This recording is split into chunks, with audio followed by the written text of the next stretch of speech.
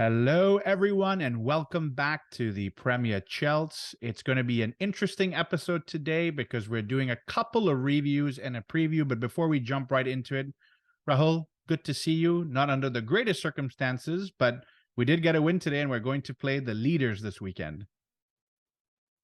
Yes, we are.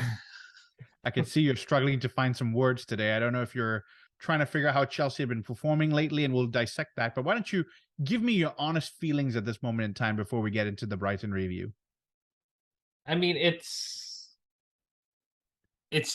what Chelsea do, right? We seem to have some momentum building up. We have some great performance against Milan. We get some good wins against Palace and Wolves, and we feel like we're building something and we're going the right direction. I get it that we've been having a lot of games. We're playing every 3 or 4 days. I get that we have injuries. I get that Potter is new. I get that the players are adjusting. I get all of that. But what I saw on Saturday, and you went to the bar, and I know in the last episode you were like, "Oh, I did a root canal, and the toothache wasn't as painful as the last minute equalizer." I don't know how you feel about this Brighton and the pain that they caused, but it's just, and yeah, you can put it as a one off, but it just, I don't know, it doesn't seem right.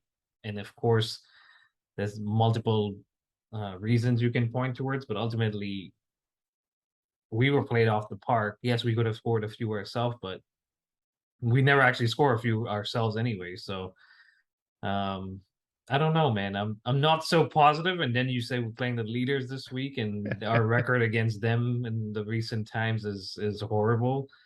The only hope I have is they, in the last few seasons, have come to the bridge struggling, and we've been kind of flying.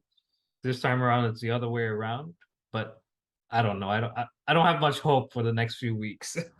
Look, we've got some listeners on the TPC family that have followed us for a long time, and for that, I thank all of you. But if you've been listening to us for a long time, it's very different to listen to us and then see Rahul's emotions today on camera. So if this goes on YouTube, maybe check it out over there as well, because I can visibly see that there's a change in your demeanor today. And you talked about me going to the bar, right? Yes, I went to watch with the Houston Blues Supporters Club, and I think one thing that, as listeners and anybody that's a Chelsea fan in the United States, we do this lovely thing where you have little supporters clubs in your local area, your local region. You can go watch with them. And I think it's important for me to share this story. I think it builds camaraderie and it builds a sense of belonging to Chelsea Football Club or whatever club you support if you're a different supporter. I think what makes it difficult is some of these things require you to actually go to a space. And obviously, with the time difference, these games are sometimes early in the morning. And so we're waking up a little bit early. We're driving a little bit further to go out there. And guys, the days we win, it is incredible. You're having a wonderful day with great people that are all supporting the same thing. But the day you lose and the day you have horrible performances, you feel like, why did I wake up out of bed, drag myself all the way over there, and then have to watch what we witnessed with Brighton? We'll jump right into it in a minute. But ultimately, I think the point I'm trying to make is if you find some friends and you can find a supporters club, go and do it, because that will be the saving grace. You can talk to some friends and find a shoulder to cry on and see what happens after that. But to share your sentiment, 4-1 was the result at Brighton, which is absolutely shocking to me. Not necessarily because we lost. I think losing is okay. I've said that before, provided that there's some fight in the game, provided there's some feedback showing that we care. I felt like we were mediocre from the punch, and we just could never get out. And while we've given Graham Potter a lot of credit, the spell, the things he's put on, the magics here, nothing changed, Rahul. And we've seen him make changes, but nothing changed in that game. It just kind of, we rolled over and let them beat us. Yeah, I mean, look, it's fair when he makes a change early because he acknowledges that he got it wrong. You gotta you got to quantify that by saying we conceded the second from an own goal, and that's something that you can't really plan for. And if it's 1-0, he can make a few changes. At 2-0, he's got to be mindful of the fact that if he goes a little too aggressive, this could get worse, which it anyway did. Yeah. But I don't know. I mean, particularly in that game, and without spending too much time on it, because ultimately it is what it is. I think the starting 11 selection was a bit wrong. playing Pulisic and Sterling as wing backs. Yes, it's worked in the past, but we were going to Brighton. They were fired up. It was Potter coming back. We've taken half their backroom staff. We're talking about taking one of their best players in the summer before that. So they were fired up without even any other motivation beyond those factors. So um, we knew it was going to be tough. I think when we spoke to Ben, he acknowledged that it would be tough, but he expected us to come out on top. But it just everything that could go wrong did go wrong in that game, and I don't. It's on a different day. It's 2-1 and we lose, and or it's 4-2 because we ended up scoring in our own net twice, which could have gone the other way.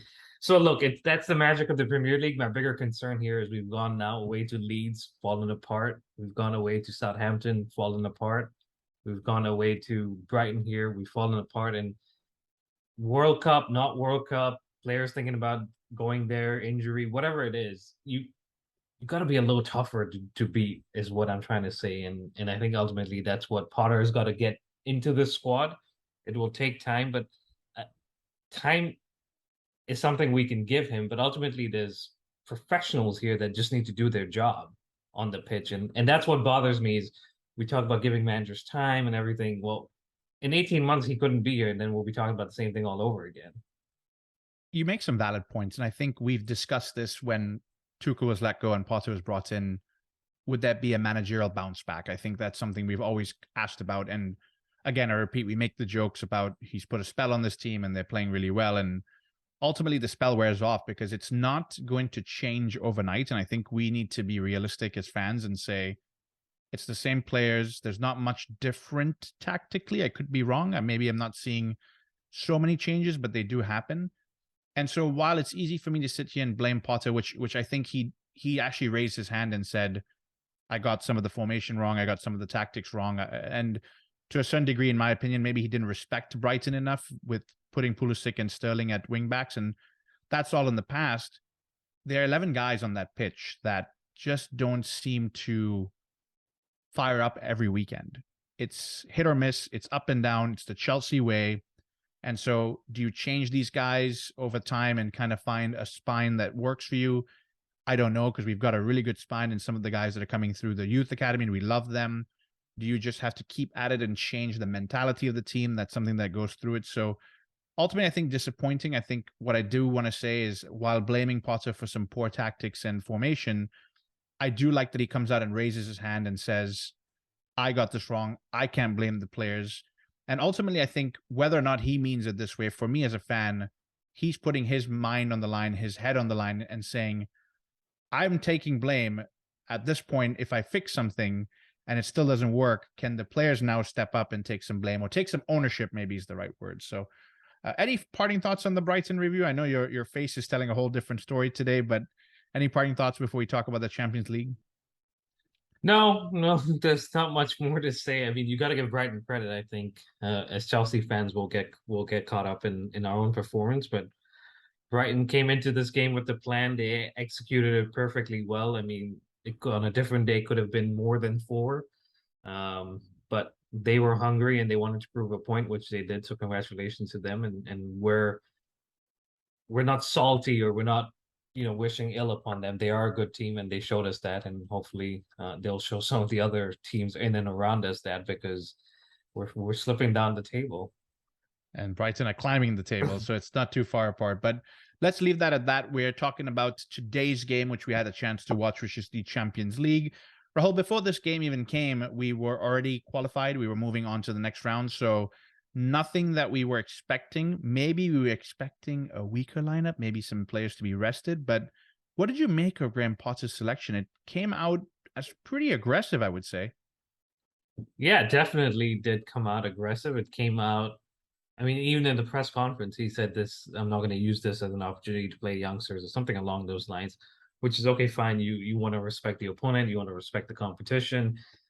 But ultimately, we have bigger fish to fry, as they say, coming up on the weekend. And I'm gonna run through the lineup, and we know Kepa was injured, so Mendy comes back in, and we've been saying Mendy will have his opportunity. So this was it. Azpilicueta comes back in, which is natural. Chalobah continues to play, I think, in the absence of Fofana in the absence of giving Thiago Silva some rest. That made sense. Koulibaly came back in, which was nice. Ben Chilwell, Jackie, was a surprise for me because you don't play him on the weekend. You rest him basically, or you give him the time off. And I'm gonna say I know that I don't know what's going on behind the scenes, and maybe he wasn't fit over the weekend, or he wasn't in a position to play a 90 minutes or whatever it was. But you then play him in this game, which meant absolutely nothing in the grand scheme of things because we were going to finish top of the table. We were going to qualify.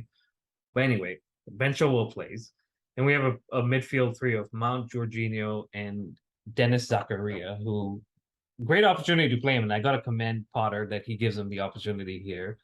Kai Havertz, Raheem Sterling, and Aubameyang. And those two, Sterling and Aubameyang, are your first choice attacking players, first team players, which begs the question is could have Abroya come in? Could a Ziyech have come in for this game? I mean, Ziyech hasn't played much at all. I know we've had issues with him with his attitude, but again, maybe give him the opportunity from the start and maybe he does something and suddenly you have a player motivated and in decent form or some kind of form contributing over the next couple of weeks. But anyway, those are some of my areas where I would have done things differently. Of course, I don't get paid the big bucks to make those decisions, but I think especially on the left back one and towards the end of the game, I know we'll talk about it that what happened, but I wouldn't have risked our only in form left defender, left wing back.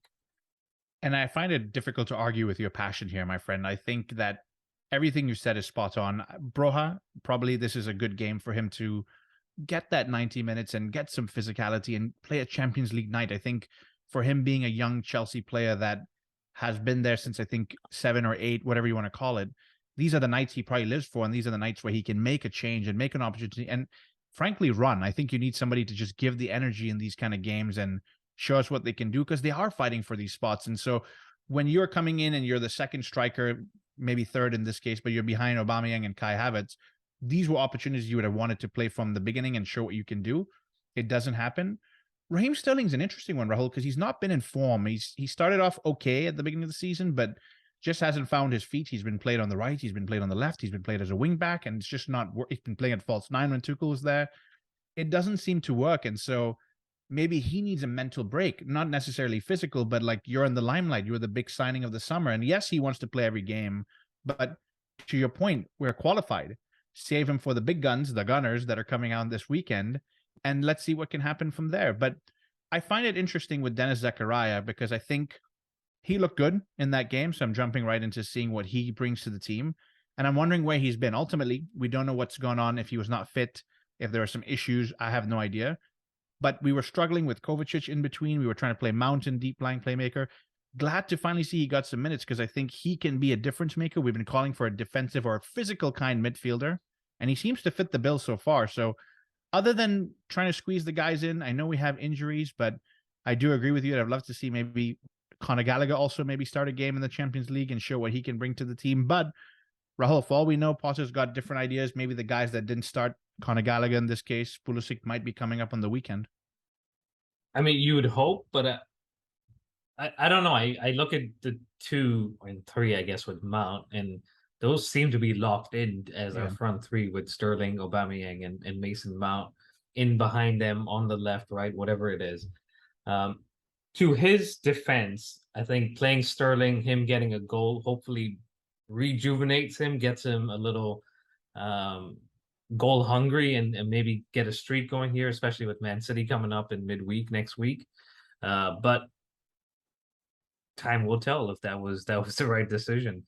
Yeah, and with this lineup, Rahul, you think, we're here to play, we want to put in a performance, but we concede an early goal quickly, 7 minutes into the game.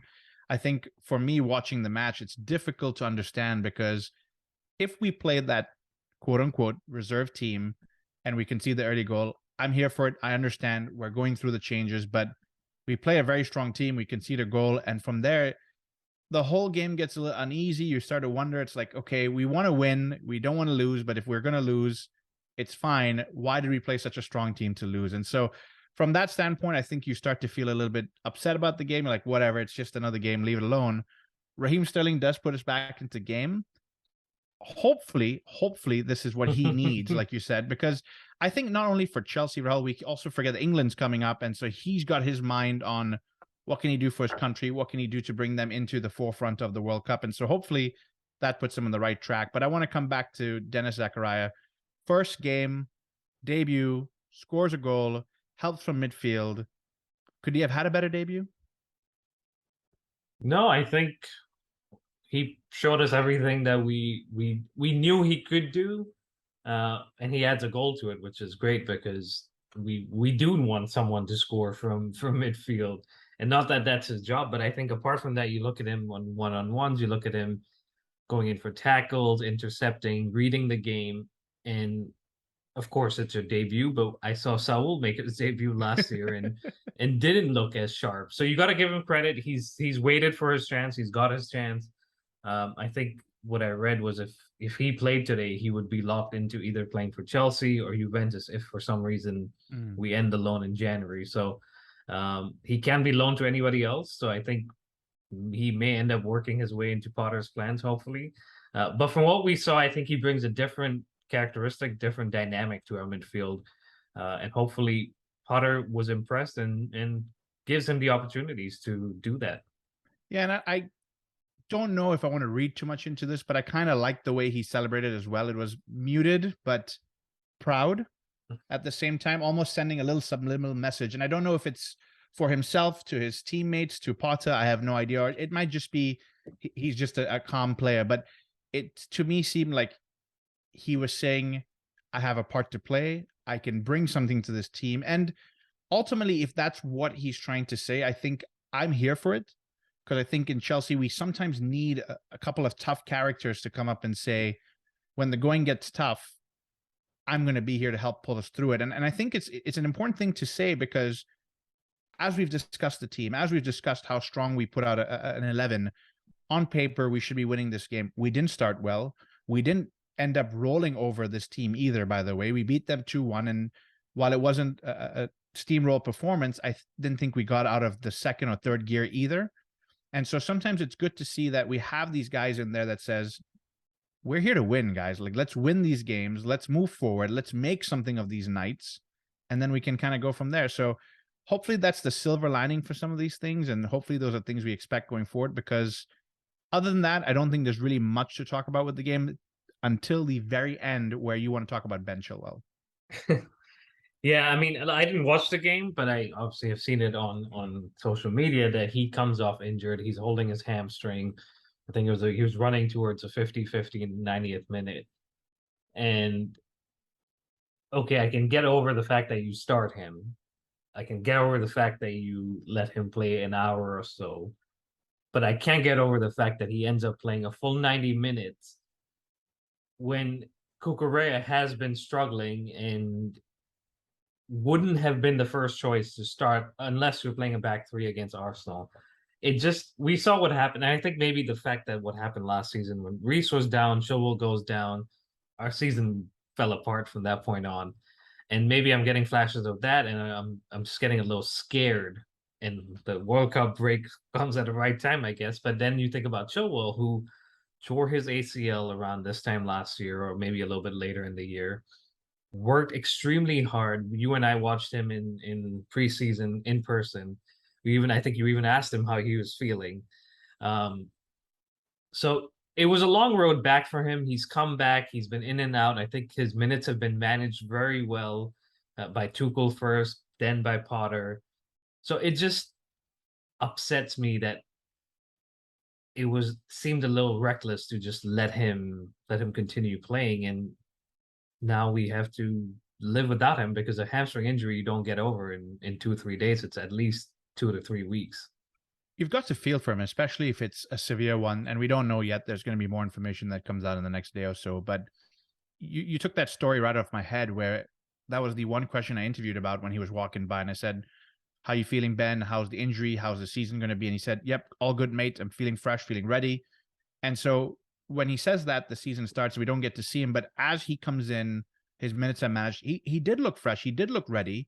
And so we're excited for him. And something like this happens, Raul, and you wonder if this is going to affect his World Cup, because he worked very hard, not just for Chelsea. Yeah, Of course, he wants to come back for Chelsea. That's where you get played and everything. But these guys are playing for their countries, and you don't get to play once for every 4 years.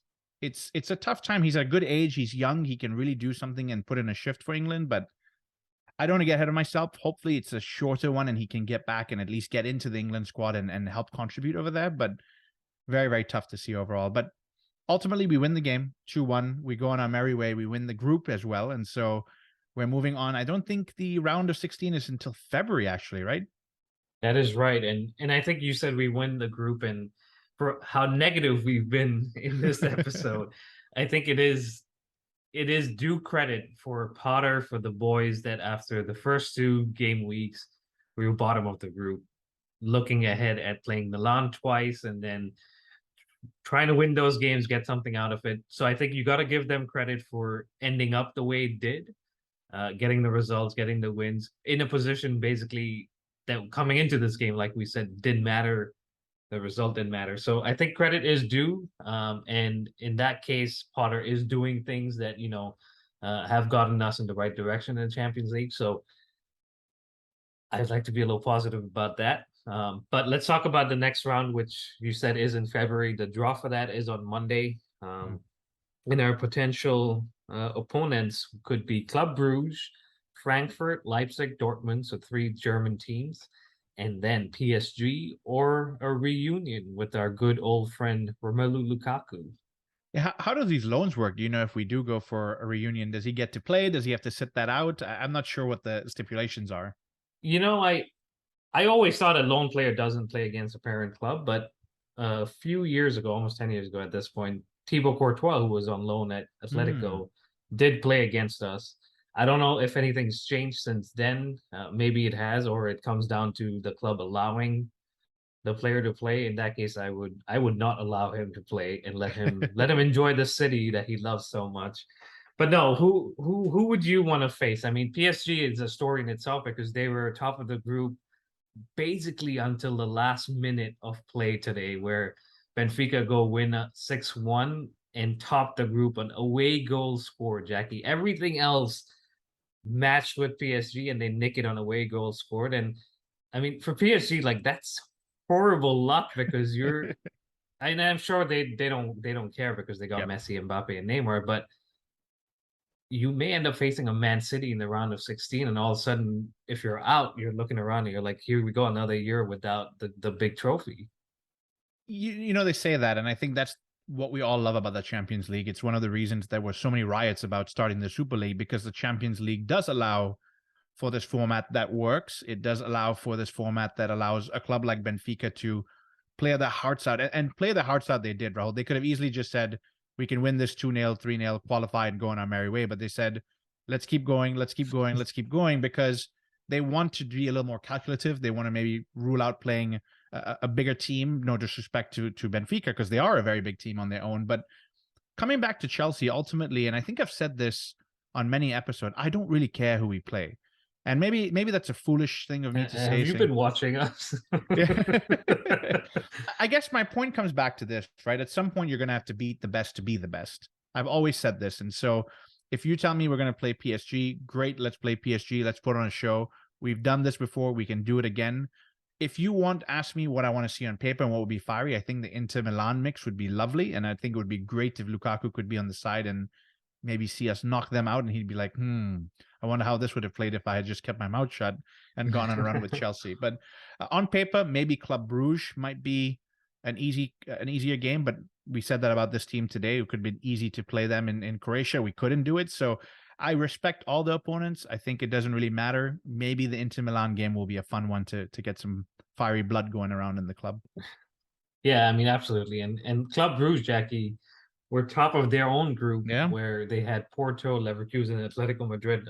Atletico Madrid don't even make it to Europa League, the story in itself. But Club Brugge were top of that group for every single match except the last one where Porto took over. So I know you said it might be an easier game, but you never know. So I think if I was to pick, I mean, I'd like to avoid Dortmund with their young stars. I'd like to. I think Timo Werner can wait for his reunion. So maybe a Frankfurt for me. And if we beat them, I can rub it in a little more with the Barcelona fans out there. But no, I think maybe a Frankfurt. And last season, if you remember, I think we had Lille, and then we had Real Madrid. So like you said, it doesn't matter. At some point, you got to play the big boys, and yes, going out in the round of 16 isn't nice, but as long as we've made it there, we'll take on whoever comes.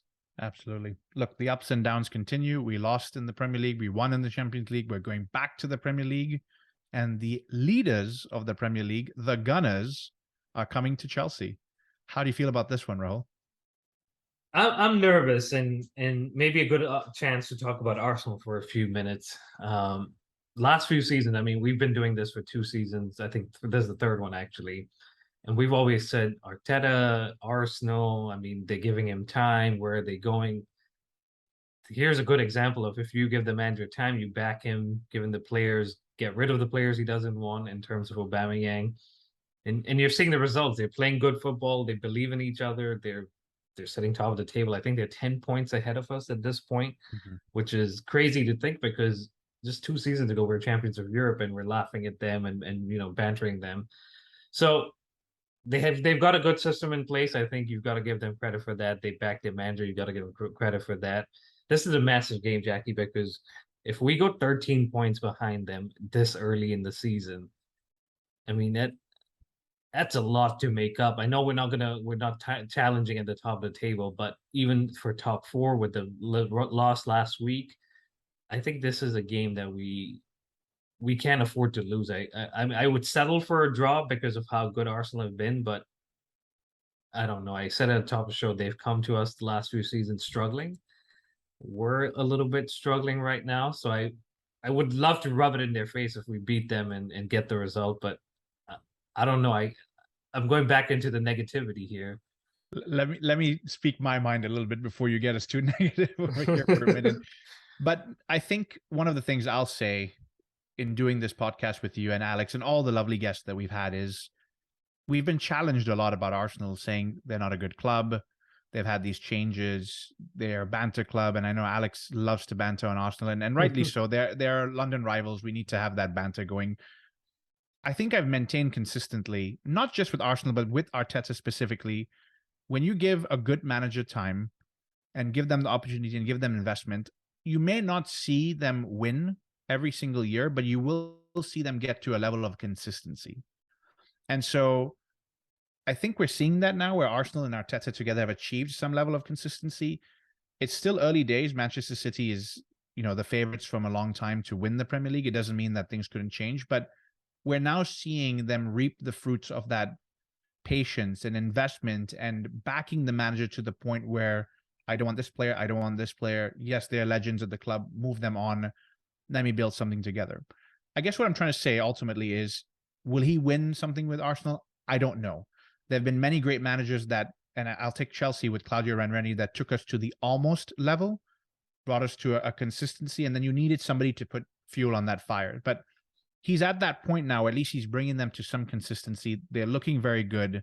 And so credit must be given, not just to him, to the young players, to the board, to some of the fans, because honestly, some of the Arsenal fans were against him in the beginning, but they've stuck it out together and they're coming together. So far, so good. From a Chelsea perspective, I know you said you'll take a draw. I think we need to look for the win.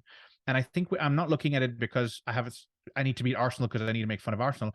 I'm looking at Man United. I'm looking at Newcastle. I'm looking at Tottenham. I'm saying, Arsenal and Manchester City, go ahead and fight for this league. Chelsea, we need to do some work to get there. But we can't fall too far out of that top four race, Rahul. I know that it's a transition season. I know that Bowley has given Potter 5 years. But 5 years means nothing if you're not going to be challenging for the Champions League and the revenue that comes in with that. You're not going to be able to attract the talent that these guys are expecting if we're not in the Champions League. We've seen this before with Chelsea where we had to kind of sneak in there to get the likes of Eden Hazard. And look how amazing that ended up being for us. So I think there's a lot riding on it. Ultimately, I don't think it's the end-all, be-all. But like I said, it's a roller coaster. We lose, we win, we lose. And so maybe we're due for a big win. Maybe it's time for us to do something against Arsenal. Maybe send a message that London is blue. Yeah, look, I'd love that. I mean, it's a 7 a.m. kickoff here, 6 a.m. for you. So anything to get us up and excited would be great. I don't know. I look back to the Brentford game, we were a little shaky. I look back to the Man United game, we were a little shaky, and we almost snuck that out. But maybe you're right. At some point, we're due the luck, we're due the decisions from the referee, and we we get a result. Hopefully, it's in this game because after that, like you were saying, we have Newcastle away before we go on that break for the World Cup, and that Brighton result almost has put more pressure on these two games for us to stay in and around the top four. We currently sit sixth, 3 points off of Newcastle in fourth. So a wrong result here, and all of a sudden you're 7 points behind Newcastle, playing Newcastle. It's scary how quickly we could fall behind the top four. But coming back to positivity, who would you? I mean, I think Kepa still is out for this game, so Mendy would be filling in. But what's the system here? 3, 4, 5. It's been a tough one to predict. I think Potts has been very fluid with his selections. I think he's been changing his formation from game to game, but even within game, Rahul. But I think watching Arsenal, we may need to pack the midfield a little bit more. And I don't think that means wing backs necessarily. Maybe we play a 4-3-3, rely on some of the more physical players. I don't know if Zachariah can play back to back, maybe bring in Kovacic and Loftus-Cheek. So why don't we run through it with the 4-3-3? Obviously, men in goal. Who do you stick in the back four then? I mean, in the back four, naturally, I think Aspilicueta would play as the right sided defender. I think Chalobah and Thiago Silva would continue. Although Koulibaly, I know, went off, Mm-hmm. so he didn't get the full 90 minutes, but he's been in and out of it with injury. So I would go with Chalobah and Thiago, and then well, I was going to say Chilwell, but he's not around. So Cucurella in my back four. That seems like the logical back four that we'd go with. Cucurella has been a little shaky since joining Chelsea, so hopefully with him playing in a left back or traditional left back position, Rahul, we can get to see the best of him. We know he has the talent, we know he has the pace, so hopefully that's the opportunity. And again, big teams, some of these guys like to show up and actually show us what they can do, so hopefully that's the case. If we're going with a midfield three, who are the three you're going to squeeze in there? I mean, I think it's funny because we've been very critical of Jorginho, but last week when we were under it against Brighton, I texted you and I said I think we need Jorginho just to retain the ball and calm things down. So I would play Jorginho just to for those exact reasons. I think Kovacic comes back in, and then the third position I'm between Ruben and Zakaria because, like you said, we've been impressed by what we've seen. Yes, it was a limited appearance from Zakaria, but we need that physicality and we need that the little bit of a different attribute in that midfield. So I'd like to see him start again, and hopefully he does.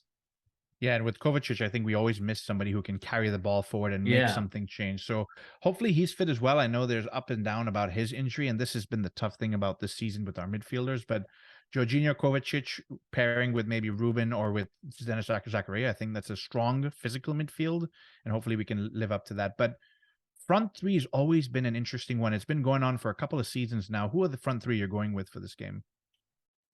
I mean I'd go Mason Mount, and Mhm. again I'm surprised he played 90 minutes today, but that's a different topic. I'd go Mason Mount. I think Raheem Sterling starts, and the one man that could change this game in our favor because he's got a personal mission against Arsenal and Arteta more specifically is Aubameyang, and I think he said it a month or so ago. He was like November 6th, we're coming in full force.